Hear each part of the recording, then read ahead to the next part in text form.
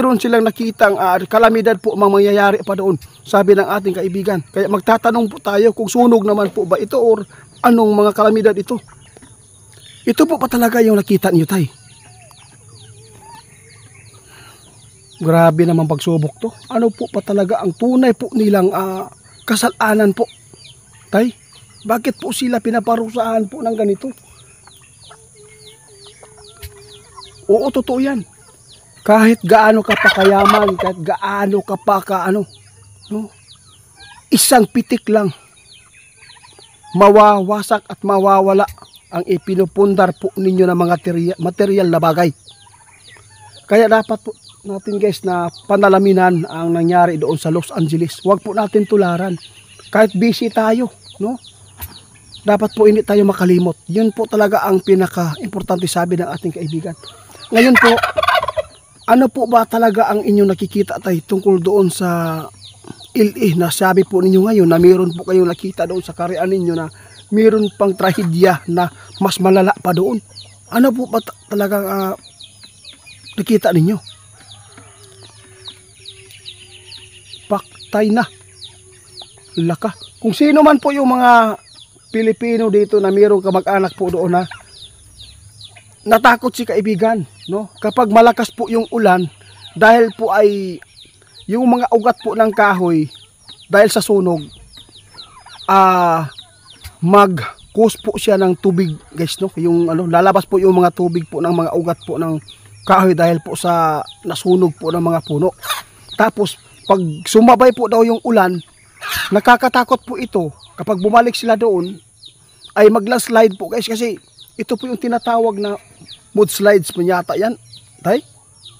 Oo, landslide daw ang pwedeng mangyari po doon, guys. Dapat kung sino man po yung mga Pilipino dyan na nakatira malapit sa bundok, na kung saan po ay nag-umpisa yung sunog po doon, dapat po wag na po ninyong balikan ang inyong bahay dahil po mayroon pang kasunod na trahedya na mangyayari pa doon.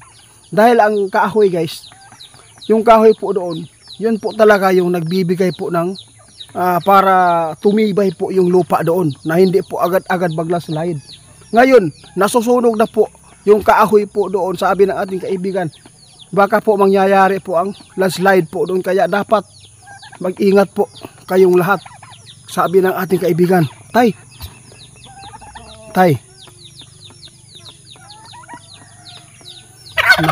ito po talaga ang inyong nakuhang impormasyon doon sa inyong kaharian na ito ay mangyayari kung sila po ay mag-renovate sa kanilang kabayan.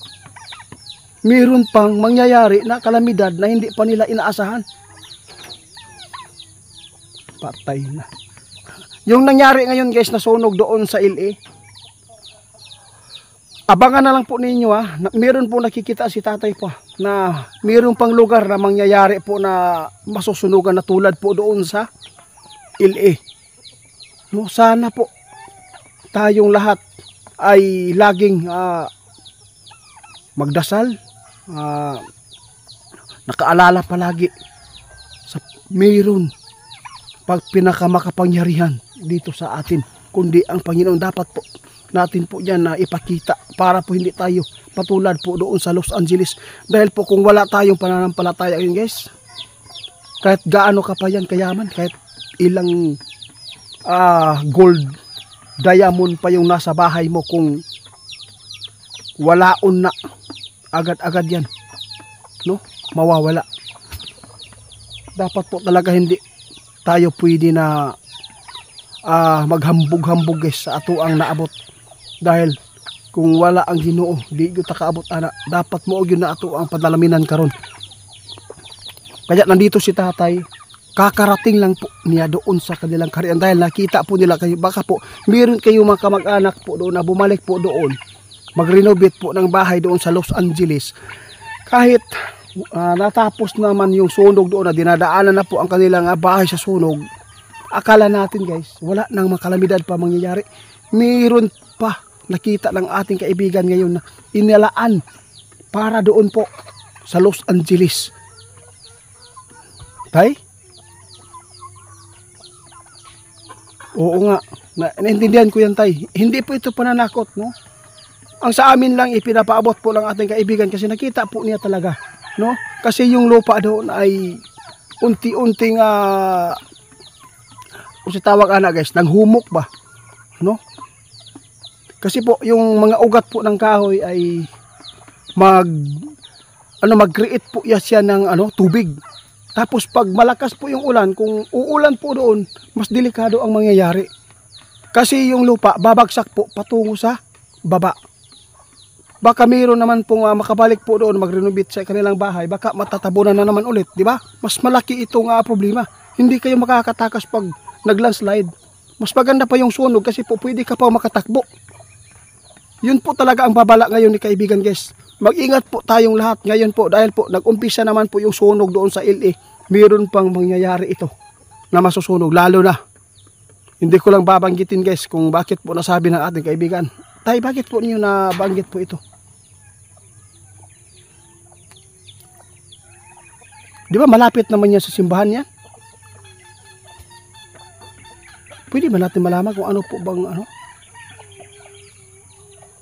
sige, ayaw. Guys, meron pong sa tatay, meron po siyang sarang ipaabot, pero hindi ko lang babanggitin. Kasi meron pa daw mangyayari po na kalamidad po doon na sunog malapit pa sa simbahan. Hindi na natin pangalanan kung anong simbahan ito. Basta kilala po ito, guys. Pero tay, simbahan naman yan, di ba? Yun lang. Oo, tama po kayo. Kunwari lang. Tama po, no? Hindi natin ipapaabot kasi baka po ano pang mangyayari sa atin dito. Guys, meron pong nais namin ipaabot pero ipagliban na lang natin ito kasi ayaw ko nga mag-alala yung mga tao doon, no? Sa ibang bansa pa rin ito, guys, mangyari. Grabe.